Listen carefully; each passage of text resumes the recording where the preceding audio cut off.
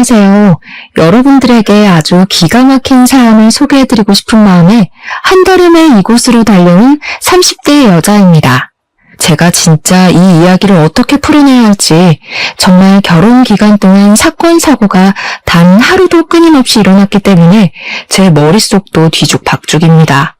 사연을 쉽게 풀어내고 싶은데 하고 싶은 말이 너무 많아서 어디서부터 손을 대야 할지 잘 모르겠습니다.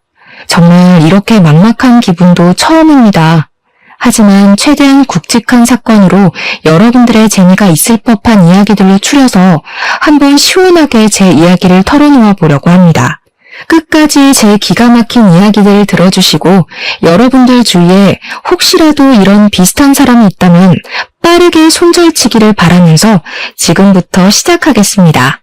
저는 결혼을 한 지 얼마 지나지 않아서 시모에 대해 완벽하게 파악을 하게 되었습니다.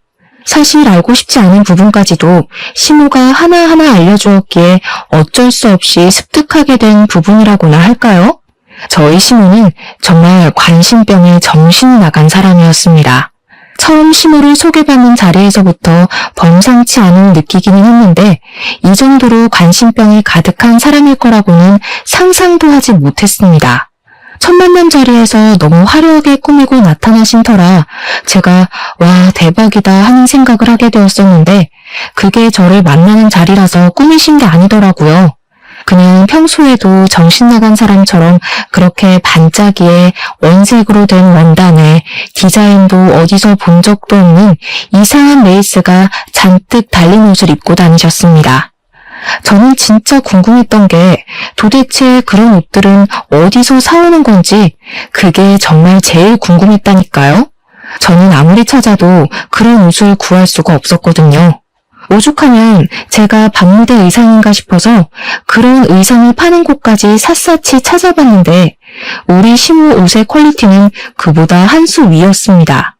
남편과 연애를 한 지 2년쯤 지나서 결혼 이야기가 슬슬 나올 때 그런 시모를 마주치게 되었으니 당연히 저는 결혼을 해도 되는 건가 싶은 생각을 하게 되었습니다.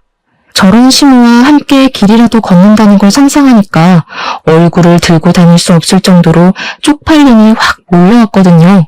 상상을 해보세요, 여러분. 핫핑크색 원피스에 주먹만한 큐빅들이 전체적으로 박혀있고 어깨뽕은 목까지 올라와 있는데 소매와 치마 끝단에는 파란 레이스가 달린 옷을요. 세상에, 진짜 연극 무대에서도 그런 옷은 튀어서 못 입을 것 같은데 아무튼 저는 시모 때문에 너무나도 사랑하는 남편과 관계가 흔들릴 지경이었습니다. 하지만 저 아니면 죽어도 안 된다는 남편의 말에 홀라당 넘어가서 절대로 하지 말아야 할 선을 넘어버렸죠. 네, 주변의 만류에도 불구하고 결혼을 하게 되었습니다. 친구들은 시모가 결혼식 날 새빨간 웨딩드레스라도 입고 나타나면 어쩌려고 그러냐 하면서 저를 놀려대곤 했습니다. 솔직히 저도 그런 걱정이 안 됐다면 거짓말입니다. 우리 시모에게 결혼식 날에는 한복을 입어야 한다고 신신당부를 했고 신랑 측 혼주 한복은 파란 계열이라고 말씀을 몇 번이나 드렸습니다. 결혼식 당일에 우리 시모가 중전마마들이 입는 한복을 입고 나타났을 때 저는 정말 세상이 무너지는 기분이었지만 그래도 한복으로 구색이라도 맞춰주셔서 감사했습니다. 물론 친구들 사이에서는 두고두고 씹어먹을 수 있는 육포 같은 이야기로 남아버렸지만 말입니다. 결혼 후에 알고 보니 저희 시모는 블로그를 운영하시면서 돈을 벌었던 사람이었습니다. 협찬이나 광고를 받으면서 요란스럽게 블로그에 포스팅을 하고 소액의 현금을 받아 챙기는 소위 말하는 인플루언서 같은 느낌의 여자였다고나 할까요? 그래서 항상 그렇게 화려한 옷을 고집하고 본인이 제일 튀어야 한다는 생각을 가지고 살아가고 있었던 것이었습니다. 아무래도 그렇게 하는 편이 주위의 이목을 집중시키기에 좋고 포스팅을 했을 때 인기가 훨씬 많았기 때문에 본인의 관심병을 최대한으로 발산하고 다닌 거죠.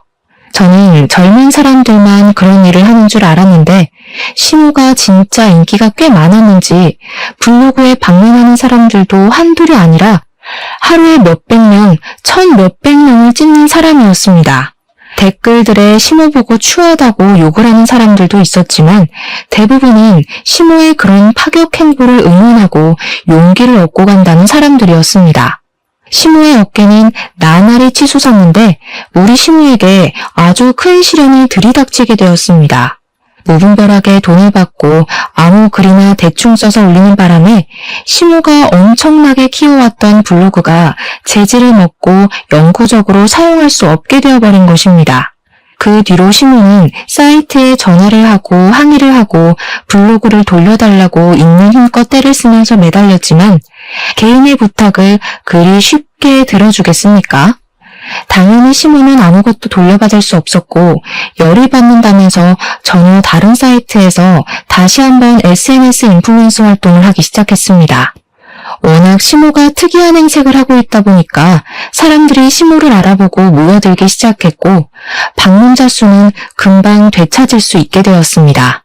사람들이 몰려들었으니까 우리 시모가 무슨 짓을 또 했을까요? 네, 상상하시다시피 또 물건을 팔기 시작했습니다. 이번에는 운영하던 SNS가 이전만큼 큰 곳이 아니다 보니까 시모가 더 마음대로 날뛰기 시작했고 불량품이 가득한 가전부터 시작해서 인증되지 않은 식품을 팔았습니다. 불량품을 팔고 환불을 안 해주는 것은 물론이고요. 인증되지 않은 식품 때문에 알레르기가 나거나 탈이 난 사람들이 한두 명이 아니었습니다. 그 사람들이 당연히 누구한테 따져 물었겠습니까? 시모한테로 연락이 쏟아졌지만 시모는 물건을 판 돈만 받아 챙기고 사후 관리를 하나도 해주지 않았습니다. 본인도 다른 업체를 통해서 물건을 팔았던 것이라고 하면서 본사를 통해서 연락을 하라며 나몰라라 하게 된 것입니다. 피해를 입었다는 사람들 한둘이 아니었고 그 사람들이 전부 시모에게 화를 내며 소송을 걸었습니다. 시모는 순식간에 피의자가 되었습니다. 소송을 당한 뒤에 과대 광고 및 불량품을 판 혐의로 벌금까지 물었는데도 불구하고 시모는 전혀 반성의 기미가 보이지 않았습니다. 물건을 판매하고 얻는 수익이 얼마나 되는지 아냐며 저와 남편에게 훈계를 하기까지 했고요. 별의별 사이트를 통해서 물건을 팔아치우기 시작했습니다. 밀려드는 주문에 시모의 휴대폰은 쉴 틈이 없을 정도였고 당연히 시모는 집안 살림에서 완벽하게 손을 떼고 사치품을 모으는 데에만 집중을 했습니다. 그런데 우리 시모가 법에서 얼마나 자유로운 사람처럼 굴었는지 글쎄 물건을 떼다 팔고 장사를 하면서 사업자 신고도 한 번 안 하고 돈만 챙긴 겁니다. 사겠다는 사람이 늘어날수록 현금 영수증을 끊어달라, 신용카드로 결제할 수 있게 해달라 하는 요구가 늘어났지만 시모는 모르쇠로 일관을 했습니다. 제가 시모에게 사업자 신고를 하는 게 좋지 않겠냐고 했더니 그러면 세금을 내야 하지 않느냐며 절대로 그런 방법으로는 돈을 벌 수 없다고 하더라고요. 한마디로 벌금으로 수백만 원을 내고도 정신 못 차리고 탈세를 하고 있었던 것이었습니다. 일부 고객들의 항의가 심해지고 시모에게 현금 영수증을 끊어달라고 요청을 했다가 차단을 당한 사람들이 또 한마음 한뜻으로 공정거래위원회에 고발을 한 겁니다. 당연히 국세청에서 시모의 자금에 대한 신고를 받고 조사를 하기 시작했고요. 몇 번이 아니라 몇 년 동안 탈세를 한 것이 밝혀지고 말았습니다. 당연히 세금을 거둘 수 있는 빌미가 생겼으니 국세청에서도 시모에게 벌금 매놔, 세금 매놔 하지 않았겠습니까? 한두 번이 아니라 몇 년치의 세금을 때려맞다 보니까 시모에게 정말 어마어마한 벌금이 내려지게 되었습니다.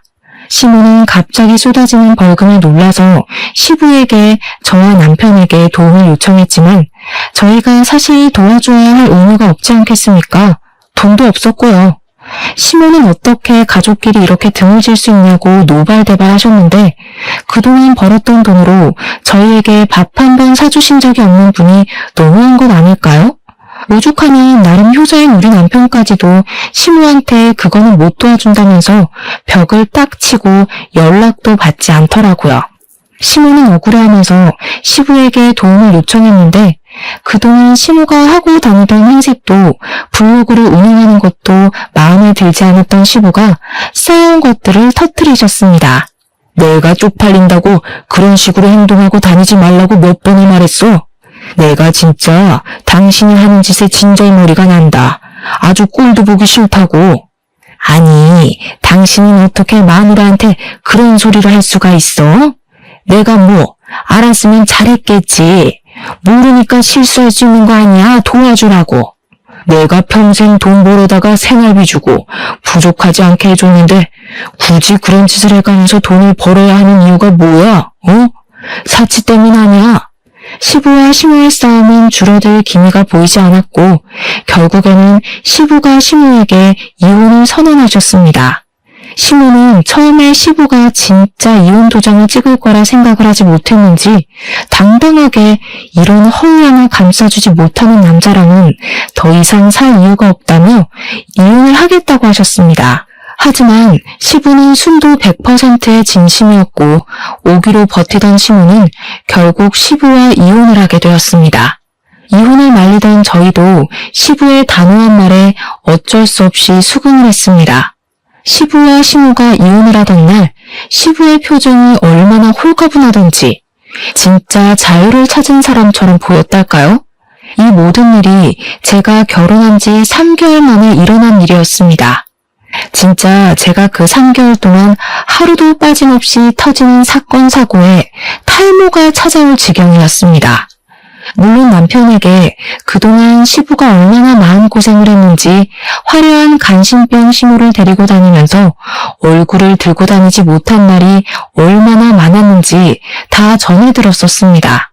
솔직히 속으로는 언젠가 시부와 시모가 이혼을 하지 않을까 하고 생각을 하기도 했었습니다만 그게 3개월 만에 일어나게 될 줄은 전혀 몰랐습니다. 저희 부모님께 어떤 식으로 시부모의 이혼을 전해야 할지도 모르겠고 정말 쪽팔려서 이걸 꼭꼭 숨겨야겠다고 생각하기도 잠시 저에게 아주 기가 막힌 일이 터졌습니다. 그건 바로 시부가 시모를 무일푼으로 자기 집에서 나가라며 쫓아낸 바람에 오갈 곳 없는 시모가 저희 집으로 찾아와서는 당당하게 방을 내놓으라고 하신 겁니다. 어느 날 갑자기 찾아온 시모는 저에게 재앙을 가져다 주었습니다. 도대체 그동안 벌었던 그 많은 돈들이 다 어디로 사라졌는지 궁금했다니까요. 아무튼 저는 당황해서 시모에게 오셔도 왜 우리 집에 오시냐고 했더니 시모가 그러더라고요. 내가 뭐 못 올 때 왔니? 내 아들이 사는 집에서 같이 살겠다는데 뭐가 문제냐고. 시모는 자연스럽게 잔뜩 들고 온 짐을 어디다 풀어야 하냐고 물어보셨고 저는 그런 시모를 멍하니 바라보고 있는데 남편이 대뜸 옆에서 짐을 가져가더라고요. 작은 방에서 지내는 게 좋겠다면서 그 무거운 짐을 턱턱 들어서 작은 방으로 옮기고는 시모 덮고 잘 이불을 가져오라는데 제가 무슨 소리를 들은 건가 싶었습니다. 시모는 5개월 만에 벌어진 일이라 저는 일단 아무런 대처도 할 수 없었습니다.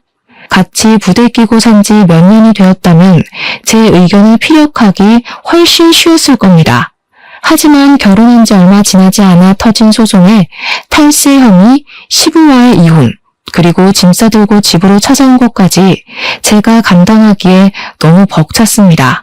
저는 당연히 시모가 며칠만 있으면 집을 얻든 아니면 시부네 집으로 가든 어떻게든 처리가 될 것이라고 생각하고 딱 일주일만 참자는 생각으로 버텼습니다. 응당 사람이라면 아들 부부가 사는 집에서 눈치가 보여서라도 오래 못 있지 않겠습니까? 제가 대면대면하게 대하면 시모도 불편함을 느낄 거라고 생각을 한 거죠. 물론 저의 그 모든 생각이 아주 안일한 생각이었다는 걸 뒤늦게 깨닫게 되었지만 말입니다. 여보, 나랑 상의도 없이 어머님을 집에서 지내라고 하면 어떡해? 내가 불편할 걸 생각도 안 해봤어? 당신이야, 당신 어머니지. 나한테는 시어머니야. 우리 엄마 SNS 중독자인 거 몰라서 그래? 신경 쓸 거 하나도 없어. 그냥 엄마 알아서 할걸? 그래도 나한테는 시어머니니까 내가 당연히 눈치 보게 되지 않겠냐고. 그럼 어떡하라는 건데. 엄마 보고 길에서 자라고 해? 아들 집에 남는 방이 떡하니 있는데. 남편의 말 또한 반박하기 어려운 말이라서 한 번만 참아보자 하는 마음으로 버티기 시작했습니다. 제가 계속 불편해하면 남편이 제 편을 들어줄 거라고 생각을 했는데 정말 일주일쯤 지나니까 일부러 그러려고 한 게 아닌데도 자동으로 눈살이 찌푸려지더라고요. 집이 개판도 이런 개판이 될 수 있나 싶을 정도로 어지러워지기 시작했습니다. 저는 정말 최소한의 물건만 두고 살자는 주의거든요. 이것저것 많이 들여놔봐야 잘 쓰지도 않을 거고 관리하는데 어려움이 있으니까 필요한 생필품 몇 개를 제외하고는 딱히 물건을 사두지 않았습니다. 그럼에도 불구하고 집안이 온통 어질러지기 시작했습니다. 이유는 당연히 시모 때문이었습니다. 시모가 평생을 전업주부로 살아왔는데 살림 하나를 못하겠습니까? 시부와 사는 동안에 시모가 집안일을 책임졌기 때문에 오히려 저보다 베테랑입니다. 그런데 저희 집이라는 이유를 뻔뻔하게 대면서 손 하나를 까딱하지 않고 지내시더라고요. 정리는 며느리가 다 해야지. 내 집 살림도 아닌데 내가 함부로 건드렸다가 망가지기라도 하면 어떡하니? 누가 보면 제 물건에 손을 하나도 대지 않는 것처럼 보일 수도 있겠지만 우리 시모는 SNS에 새로운 사진을 올려야 한다고 하면서 집에 있는 몇 개 없는 소품들을 다 끄집어내더라고요.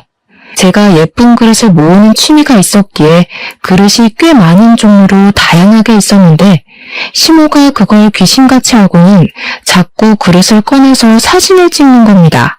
그냥 자기가 새로 산 화장품이라며 거짓말을 치고 협찬 사진을 올릴 때에도 제가 모은 비싼 그릇을 꺼내놓고 사진을 찍는 게 아니겠습니까? 그릇이라는 게 싼 건 또 싸지만 비싼 건 진짜 헉소리나게 비싸지 않겠습니까? 다들 살림을 하시는 분들이시니 아실 거라고 믿습니다. 우리 시모는 보는 눈도 기가 막히지 비싸도 제일 비싼 그릇들만 꺼내서 사진을 찍고는 정리도 제대로 안 하고 그냥 널브러져 놓는 겁니다. 그러다가 잘못 건드려서 깨지기라도 하면 어쩌려고 그러는지 한정판 브랜드 그릇들만 꺼내서 자랑하듯이 사진을 찍는데 왜 SNS에 잘 사는 사람들만 보이는지 알겠더라고요. 그 사진 한 장 찍는 것에 목숨을 걸면서 어떻게든 최고급으로 제일 비싼 걸로 주렁주렁 장식을 하려고 하니 모두들 갑부로밖에 보이지 않는 것이었습니다. 제가 정리까지 싹 해둔 그릇들을 죄다 꺼내서 사진을 찍고 몇 개는 이가 나간 것도 보이더라고요. 다른 건 몰라도 제 취미생활을 건드리니 제가 열이 받았습니다. 어머님, 언제까지 저희 집에서 지내실 거예요? 솔직히 저희 집에서 지내시는 거 저 너무 불편해요. 제가 모은 그릇들 말도 없이 쓰는 것도 그렇고요. 저거 저도 아까워서 그냥 구경만 하는 그릇인데 며칠 전엔 없었던 이가 생겼더라고요. 어머님이 하신 일이죠. 왜 허락 없이 제 물건을 막 쓰세요? 예, 그거 좀 쓸 수도 있지. 너 내가 한 달에 버는 돈이 얼마인 줄 아니? 저런 그릇들은 수두룩하게 사줄 수 있어. 걱정하지 마. 그럼 사주시고 말씀하시던가요. 어머님 SNS 활동도 활발하게 하시고 돈도 버시는 것 같던데 집은 언제 구해서 나가실 거예요? 그 말이 끝나기 무섭게 시모가 갑자기 엉엉 우시는 게 아니겠습니까? 저는 처음에 너무 당황스러웠습니다. 눈물만 뚝뚝 흘리시는 게 아니라 엉엉 소리를 내서 우셨거든요. 물론 그것 또한 자기가 불리한 상황이 들이닥치니 저절로 나오게 된 생활 연기라는 걸 나중에 알게 되었습니다. 그때는 꿈에도 몰랐었어요. 그게 연기인지. 시모는 바로 남편에게 전화를 걸어서 말도 안 되는 소리를 하며 저를 모함하기 시작하셨습니다. 그것도 제가 보는 앞에서 천연덕스럽게 없는 말을 지어내시더라고요. 예, 아들아. 며느리가 글쎄 나한테 집에서 나가란다. 내가 갈 곳이 어디 있다고 나를 내쫓는 거라니? 아들이랑도 상의된 내용인 거 맞지? 뭐? 며느리 혼자 독단적으로 결정을 한 거라고? 아이고, 내가 서러워서 살겠나? 나가 죽어야지. 그날 저녁에 퇴근을 하고 돌아온 남편이 저를 붙잡고 성질을 팍팍 부리는 겁니다. 그도 그럴 것이 시모가 틈만 나면 남편에게 전화를 걸어서 며느리가 나를 내쫓는단다, 나보고 나가란단다, 나는 어디서 먹고 자냐면서 난리를 쳤거든요. 우리 엄마 보고 집 나가서 살라고 했어? 어떻게 우리 엄마한테 그런 소리를 할 수 있냐? 우리 엄마가 불쌍하지도 않아? 돈도 잘 버시는 것 같은데 집 언제 구하실 거냐고 물어본 거야. 나가라고 한 적 없어. 그리고 불쌍? 눈치 보면서 하루 종일 집 치우는 나는 안 불쌍하니? 너한테나 너네 엄마지. 우리 엄마가 만약 이런 상황이었으면 사위 눈치 보여서 집에 찾아오지도 않았을 거야. 남편과 제가 냉전을 하게 되면서 시모는 제가 한풀 꺾인 것이라고 생각을 했는지 더욱더 날뛰어다니기 시작하셨습니다.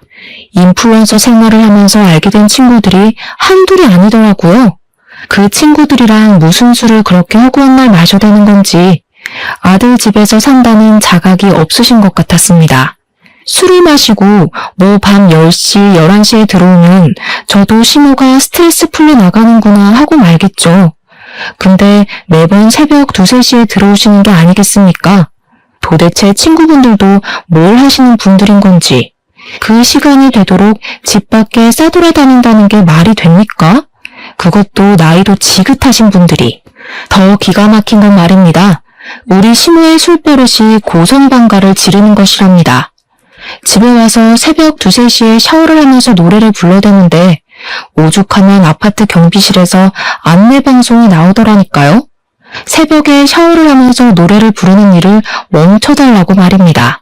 제가 남보기 부끄러워서 얼굴을 들고 다닐 수가 없었습니다. 정말. 저도 다음날 출근을 해야 하는 사람인데 시모가 매번 고성방가를 질러대니 잠이나 푹 자겠습니까? 남편은 한 번 자면 업어가도 모르는 사람이라 푹 잘만 자더라고요. 그것도 너무 짜증나고 괘씸하게 느껴졌습니다. 제가 결국에는 귀마개를 사서 귀에 꽂고 잠을 자기 시작했습니다. 거기다가 맞벌이라는 자각도 없는 것인지 반찬 투정도 미치도록 하시더라고요. 집안일은 여자가 해야 된다는 사상은 언제쯤 버릴 건지 저한테 잔소리. 그렇게 제가 하는 일이 시원치 않으면 시모 본인이 직접 하면 되는 일인데도 저한테 모든 일을 미루고 시키셨습니다. 너네는 맞벌이 부부씩이나 되면서 돈이 궁핍하니? 고기 좀 사 먹자. 고기 좀 구워와봐라. 어떻게 된 게 집에 햄도 하나 없니? 내가 참치 통조림이나 먹으면서 버텨야겠어? 너네는 나에 대한 배려가 전혀 없다. 도대체 나이가 몇 갠데 아직도 햄만 찾으면서 반찬 투정을 한단 말입니까?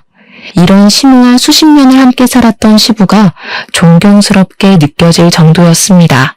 두 분이 이혼을 한 이후에 제 삶이 완벽하게 달라졌다고 말해도 과언이 아닐 정도였으니까요. 저는 그날 이후로 항상 냉장고에 햄과 소시지를 사다 놓기 시작했고 언제든지 시모가 간단하게 먹을 수 있는 반찬들을 구비해야 했습니다. 남편과 시모는 저의 노력을 어느 날부턴가 당연스럽게 생각했고 제가 일이 바빠서 준비를 하지 못하는 날에는 둘이 동시에 저에게 투정을 부리더군요. 물론 투정을 가장한 빈정거림이었기에 저의 인내심에는 한계가 찾아왔고 저는 더 이상 참아야 할 필요성을 느끼지 못해 눌러 쌓아둔 것을 터뜨리기로 결심했습니다. 그 뒤로 타이밍만 보면서 남편과 완전히 냉전인 상태로 지내고 있었습니다. 집도 반반, 결혼 딱딱 맞춰 했는데 왜 시모를 모시고 살아야 한다는 건지 어이가 없었죠. 제가 전생에 나라를 팔아먹은 이완용이었나 생각까지 하게 되었습니다. 분명 연애하고 결혼을 결정할 당시만 해도 이런 일이 생길 거라고는 상상도 못했으니까요. 제가 언젠가 터뜨리려고 눈치만 보고 있는데 우리 시모는 그런 분위기 파악조차 못하는 건지 무슨 택배를 허구한 날 시켜대는 게 아니겠습니까? 제가 이 많은 상자들은 다 뭐냐고 시모한테 은근히 눈치를 주면서 돈 있으면 물건 사는데 사치를 그만하고 집을 구해서 나가라는 식으로 둘러 말했습니다. 그러자 시모는 저에게 이 제품들은 전부 돈 주고 산 게 아니라 협찬을 받은 거라고 하면서 SNS에 올려줘야 하는 물품이라고 하더라고요. 협찬은 개뿔. 누가 명품 액세서리를 협찬으로 준단 말입니까? 시모가 연예인도 아니고 정말 모든 사람이 다 알만한 유명인도 아닌데요. 자기 돈 주고 샀는데 그 돈 어디서 났냐고 제가 추궁할까봐 거짓말로 하는 걸 제가 모를 것 같았나 봅니다. 세금을 때려맞은 이후로 SNS에서 물건을 파는 일도 그만두었는데 도대체 무슨 돈이 생겨서 사치를 부리는 건지 상당히 궁금했던 시기였습니다. 그날도 어김없이 택배가 수두룩하게 도착을 했고 시모가 택배를 다 뜯은 뒤에 사진 촬영을 한다고 물건을 그릇 위에 올리다가 그릇을 깨물었습니다. 제가 제일 아끼는 한정판 브랜드 그릇으로 한 개에 지금은 100만 원 호가하는 제품이었기에 저의 인내심은 완전히 바닥이 났죠. 브랜드 값만 몇십만 원이라더니 그릇은 쓰레기나 다름없네. 이렇게 쉽게 깨져? 어미야, 와서 이것 좀 치워라. 저는 뻔뻔한 시모의 작태를 참기 힘들어 그 길로 뒤도 돌아보지 않고 시부를 찾아가서 그동안 저희 집에서 있었던 모든 일들을 낱낱이 고했습니다. 제 이야기를 전부 전해들은 시부는 부글부글 끓어오르는 화를 숨기지 않으며 저희 집으로 가자고 하셨고 저는 시부와 함께 집으로 돌아왔습니다. 남편이 퇴근하고 돌아왔는지 시부랑 같이 TV를 보면서 과일을 처먹고 있다가 시부와 제가 함께 들어가니 놀라서 벌떡 일어서더라고요.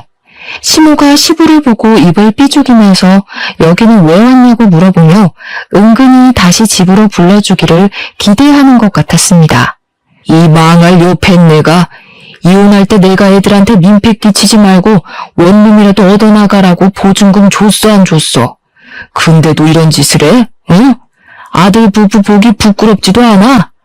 허구한 날 사고만 치고 도대체 그 보증금은 어디다 썼길래 여기서 이러고 있어? 아들 부부까지 이혼시키고 싶은 게야 지금? 알고 보니까 이혼을 할 당시에 시부가 집을 나가라고 하면서 시모에게 원룸 하나를 얻을 수 있는 보증금 3천만 원을 줬다는 겁니다. 그렇게 좋아하는 SNS 장사를 하든 말든 마음대로 하라고 이 돈 받고 끝나는 거라고 하면서 저희 부부의 집에 민폐를 끼치지 말라고 신신당부를 했대요. 하지만 시모는 그런 모든 걸 싹 입씹고는 그 3천만 원으로 되지도 않은 사치를 해대면서 저희 집에 눌어붙고 있었던 것이었습니다. 시부가 저희 집에 와서 제가 앓던 속까지 시원하게 긁어주시는데 시모가 당황한 건지 뭔지 아무 말도 하지 않고 가만히 있더라고요. 시부가 당장 나오라고 끌고 가려고 하는데 시모가 저를 표독스럽게 째려보면서 화를 내는 게 아니겠습니까? 이거 완전히 여유가 따로 없네. 내가 며느리를 잘못 봐도 한참 잘못 봤어. 곰인 줄 알았더니 꼬리 9개 달린 구미호잖아. 뭐라고요? 그게 지금 며느리한테 하실 말씀이세요? 저는 어머님이 왜 이혼당했는지 이제야 정확히 알겠네요. 이년이 뭐가 어쩌고 어째? 시엠이 무서운 줄 모르고 지금 뭐라고 한 거니? 내가 이혼을 당한 게 아니라 이혼에 협의를 한 거야. 누구한테 명령거리는 거예요? 우리 집에 와서 어머님이 한 게 뭐가 있어요? 청소를 한번 해줬어요? 빨래를 한번 해줬어요? 제 그릇 깨먹고 저보고 치우라고 하셨잖아요. 우리 집에 와서 어머님이 산 짐들 좀 보세요. 산더미예요, 산더미. 도대체 저 커다란 운동기구는 사진 한 번 찍고 하지도 않을 거면서 왜 산 거예요? 갖다 팔아버려요. 제가 그동안 쌓아두었던 속갯말을 전부 쏟아내자 시부는 옆에서 제 말을 거들면서 저 정신나간 옆했네 하면서 같이 화를 내주셨습니다. 시부가 든든하게 제 편을 들어주니까 저도 쉬지 않고 시모에게 따지고 들었는데 갑자기 제 남편이 제 등짝을 때리면서 시모 편을 드는 게 아니겠습니까? 너 지금 우리 엄마한테 무슨 말버릇이야? 너 지금 나 때렸어? 너랑은 더 이상 못 살겠다. 짐 싸서 나가. 제가 짐을 싸서 나가라고 하니까 시모랑 남편이 알박기를 시전하는 것이 아니겠습니까? 자기들이 왜 나가야 하냐면서 반반 결혼한 걸 옹호하며 못 나가겠다고 하더라고요. 시부는 그런 시모를 끝까지 쫓아내려고 했지만 시모가 이미 남인 사이에 뭘 참견을 하냐면서 시부에게 당장 나가라고 되려 큰 소리를 쳤습니다.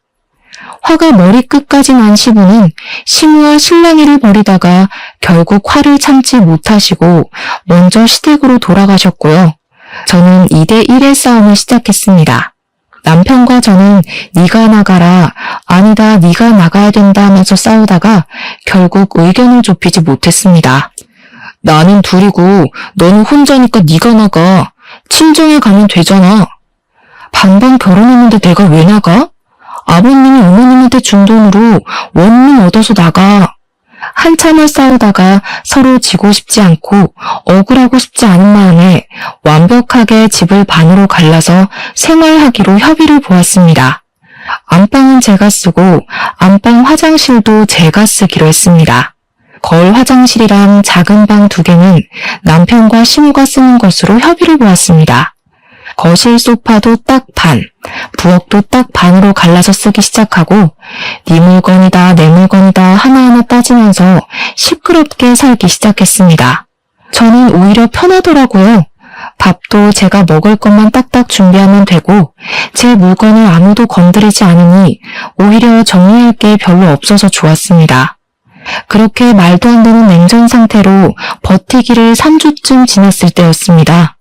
잠깐 편의점에 갔다가 집에 돌아갔는데 시모가 제 화장실에서 뭔가를 들고 나오는 게 아니겠습니까?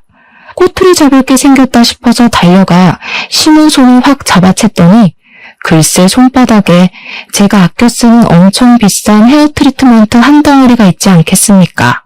얼마나 어이가 없던지. 그렇게 사치를 즐기면서 헤어 트리트먼트 살 돈은 없는 건지 싶어서 제가 비웃음을 피식 흘렸습니다. 제가 손바닥에 짜낸 트리트먼트를 덜어내고 짜증나서 제 맨머리에 발라버렸더니 시모가 기겁을 하면서 부들부들 떨더라고요. 제가 그렇게까지 치사하게 굴 줄 몰랐던 건지 시모가 어이없어 하는데 그 표정이 너무 웃겨서 진짜 통쾌할 지경이었다니까요. 제 물건에 함부로 건드리지 마시죠. 언제 남이 될지도 모르는 사이에 말하는 싹수하고는 그렇게 치사하게 굴다가는 대머리 된다. 그건 어머님이 더 걱정하셔야 할 것 같은데 저 머리숱 엄청 많아서 괜찮아요.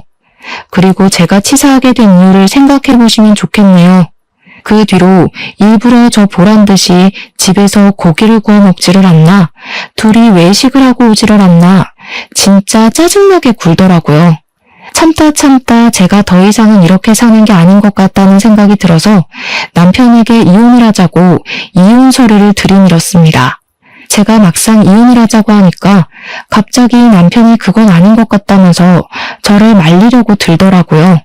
아니긴 뭐가 아니야? 이렇게 사느니 그냥 이혼하는 게 낫지. 이 정도면 네가 숙이고 들어와야 정상 아니야? 진짜 독하다 독해. 나도 할 만큼 하고 참을 만큼 참았어. 도대체 자기가 한 일이 뭐가 있다고 집에서 저 보란 듯이 고기만 구워 먹던 놈이 뭘 참았다는 건지 어이가 없었습니다. 이혼을 하자고 선언한 이후에 저희는 눈도 마주치지 않게 되었는데 우리 관심병 말기 환자인 시모가 글쎄 SNS에 요즘 유행하는 거라며 강아지를 하나 데려온 게 아니겠습니까? 요즘 뭐 반려동물을 데리고 키우는 모습을 보여줘야 댓글이나 조회수가 늘어난다고요. 책임도 지지 못할 강아지를 키우겠다는 겁니다. 저 진짜 졸도해버리는 줄 알았습니다. 갑자기 개를 키우겠다고 하니까 당연히 정신 나가지 않겠습니까? 거기다가 이 개가 시모를 닮아도 쏙 빼닮은 겁니다.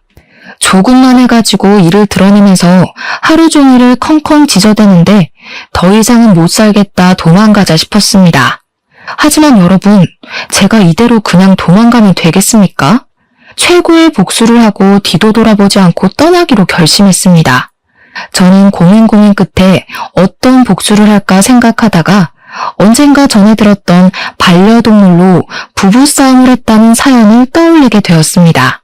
그 사연으로 말할 것 같으면 남편이 거미랑 뱀 이런 걸 키워서 와이프랑 이혼을 하게 된 이야기로 기억하고 있었는데 저도 뱀이나 거미를 키워야겠다고 마음을 먹은 것입니다. 그래서 파충류들을 파는 전문숍에 가서 둘러보는데 제가 또 그런 걸 별로 안 좋아해서 그런지 미치도록 징그러워서 엄두가 안 나더라고요. 거기다가 먹이도 벌레랑 개구리 같은 걸 줘야 한다고 하는데 제가 또 벌레를 엄청나게 무서워하거든요. 그래서 뱀이랑 거미를 포기를 하게 되었습니다. 한번 입양을 하면 평생을 키워야 하는데 제가 뱀과 거미를 책임질 자신이 없었습니다. 펫숍 직원분이랑 엄청나게 머리를 맞대고 고민을 한 결과 바로 앵무새를 키우기로 결정을 내렸습니다. 직원분께서 추천을 해주셨는데 앵무새가 똑똑하기도 엄청 똑똑하고 말도 잘하고 시키는 것도 반복 학습을 하다 보면 잘 해낸다고 하는 게 아니겠습니까? 머릿속에 앵무새와 함께 사는 그림이 마구마구 그려지면서 제대로 된 복수를 할 수 있을 것 같다는 생각이 들었습니다. 앵무새를 입양한 이후 방에서 혼자 앵무새에게 시모의 사진을 보여주면서 말을 연습시켰습니다. 처음에는 제대로 해내지 못하던 앵무새가 글쎄 3일이 딱 지나니까 시모 사진만 봐도 큰 소리로 욕을 하기 시작하더라고요. 그래서 보란듯이 거실 제 소파 자리 옆에다가 앵무새의 집을 설치했습니다. 시모는 제 앵무새를 보더니 별짓 다 한다면서 깔깔거리면서 비웃더라고요. 제가 발끈하려던 그 순간 갑자기 앵무새가 시모를 보면서 소리를 꽤 질렀습니다. 썩을 년, 저 썩을 년, 썩을 년, 저 썩을 년. 제가 시모의 사진을 보여주면서 연습을 시킨 보람이 드디어 빛을 발하게 된 것입니다. 앵무새가 시모를 향해서 고개를 까딱이며 썩을 년 하니까 시모의 표정이 딱딱하게 굳어서는 앵무새한테 저게 지금 뭐라고 하는 거냐며 분노를 금치 못하더라고요. 제가 썩을 년이라고 할 때마다 간식을 주었더니 저에게 간식을 달라고 날갯짓을 하는데 어찌나 속이 시원하고 귀엽던지 바로 앵무새에게 간식을 전해주면서 시모에게 웃으면서 말했죠. 동물도 원래 좋은 사람, 나쁜 사람 구별한다고 하잖아요. 그 이후에 또 사이다 같은 일이 펼쳐졌습니다. 저희 시모가 약간 탈모가 있으시거든요. 그래서 제 헤어 트리트먼트도 몰래 가져다 쓴 거였고요. 하지만 유전자의 힘이 워낙 강하지 않겠습니까? 저희 남편 또한 탈모의 증상이 서서히 나타나고 있었고 앞머리부터 벗겨지기 시작하더라고요. 30대 후반의 나이가 되니까 바닥에 떨어지는 머리카락의 양도 늘어나고 M자 탈모가 눈에 띄게 진행이 되고 있어서 남편은 병원에서 탈모약을 처방받아서 먹고 있었습니다. 물론 저는 그 사실을 다 알고 있었으니 남편이 예민하게 생각하는 머리카락을 가지고 복수를 해야겠다 결심을 했습니다. 일부러 남편이 퇴근하는 시간에 맞춰서 앵무새를 집안에 풀어다 놓았고 이번에도 역시 간식을 주면서 남편의 머리채를 뜯는 연습을 시켰습니다. 말을 하는 것보다 행동을 가르치는 게 훨씬 오래 걸리긴 했지만 노력하는 자는 빛을 발한다고 하지 않았겠습니까? 어느 날 퇴근하고 온 남편의 머리 위에 앉은 앵무새는 그 가느다란 발가락과 부리를 가지고 남편의 머리카락을 쥐어뜯기 시작했습니다. 모근이 단단하게 붙어있는 머리카락을 죄다 쥐어뜯으니 남편이 고통스럽기도 하고 혹시라도 탈모가 두드러질까봐 걱정도 되었겠죠. 하지만 하늘은 재빨리 날아다니는 새를 자기가 무슨 수로 잡겠습니까? 번번이 잡으려고 할 때마다 쏙쏙 도망치는 앵무새 때문에 남편은 화가 머리끝까지 난 것 같았습니다.